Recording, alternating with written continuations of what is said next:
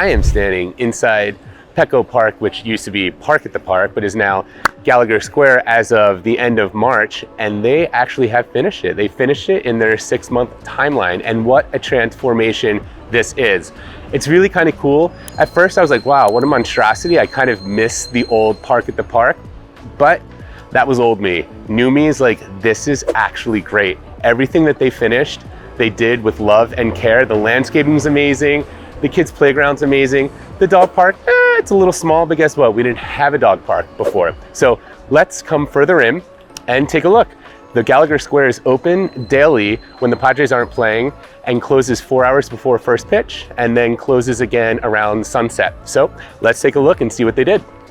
So what's cool is not only is this tunnel provide much needed shade right now because it is hot outside, but this is all about Tony Gwynn, obviously the Hall of Fame. Can hear his voice, can hear all about him, can see the history of his amazing career.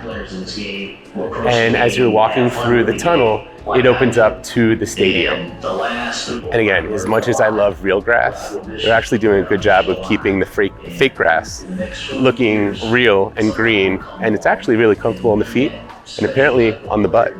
So pretty cool.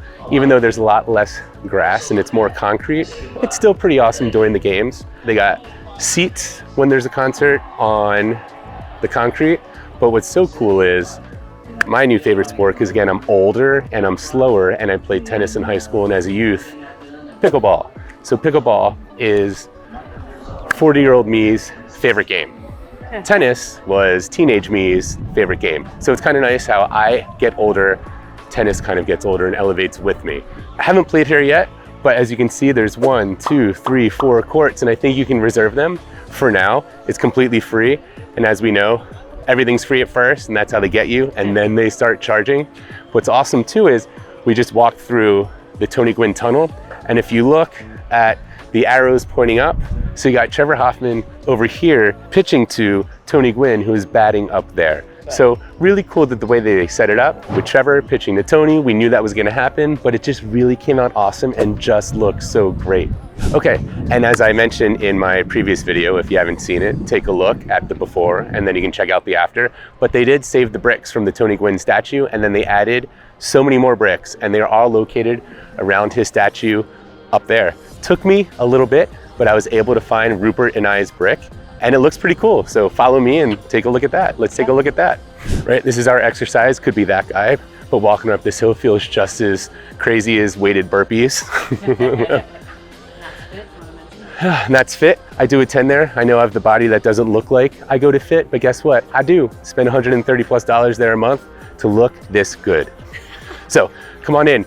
It's so cool. So Tony Gwynn Pavilion is up here. You got the wood deck slots, you got the beers, you got the Crown Royale and the liquor, you got the stands over there, ballpark eats, tables, umbrellas, shade, elevated, great view of the stadium.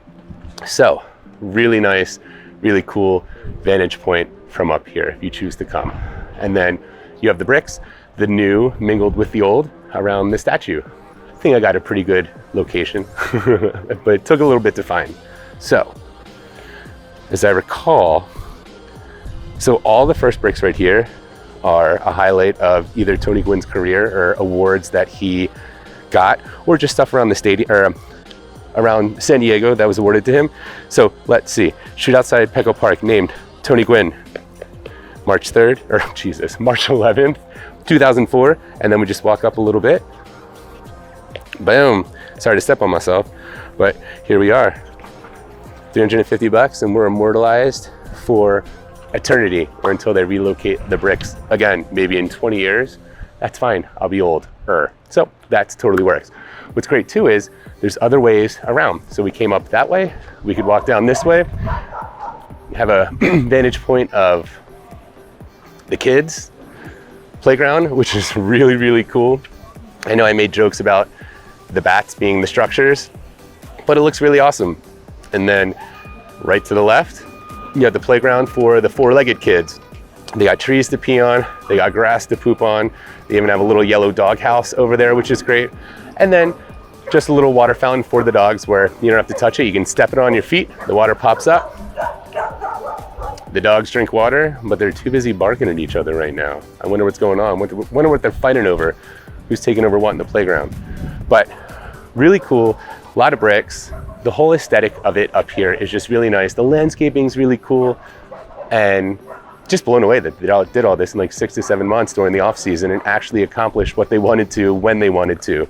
It's not very San Diego of them, but I guess when you have Padres money, you can get done what you want.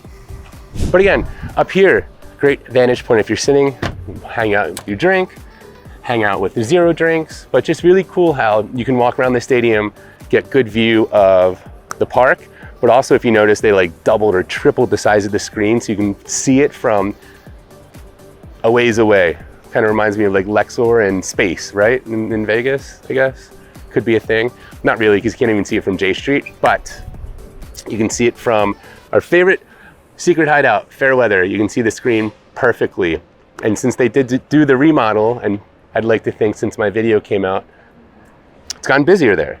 So good for them, good for the screen, good for the Padres. Just very baseball themed. They moved the kids' baseball field over here from over there. You got even seating back here to watch your dogs, watch the kids. You got mitt seats, baseball seats. They just did a really good job. I'd say maybe the biggest loser of all of this is Social Tap. Can't really see anything from sitting out there anymore, and now they put up a grass wall because just kind of makes sense. What a great use of space around here. We are in a city. They really maximized this land. There's a lot of places in downtown that are not maximized. I really do believe this is. I do miss a little bit of the neighborhood feel from J Street, but overall, huge win for downtown San Diego, the Padres, and the neighborhood of East Village. I'm David Spiewak, Epique Realty, your go-to guy for all things San Diego, including amazing fast-track new projects outside of Petco Park, and of course, real estate. Thank you, Padres fans.